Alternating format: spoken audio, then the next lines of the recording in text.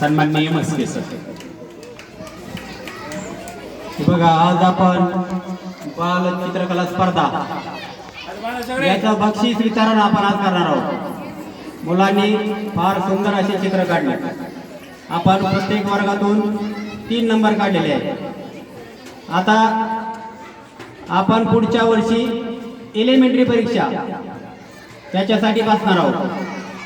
त्याच्यासाठी आपण हा बाल चित्रकला स्पर्धा हे आपण घेतले होते। मुलांना आवड निर्माण व्हावी आणि जास्तीत जास्त मुलं आपले परीक्षेसाठी बसावेत या उद्देशाने आपण हा कार्यक्रम ठेवलेला आहे।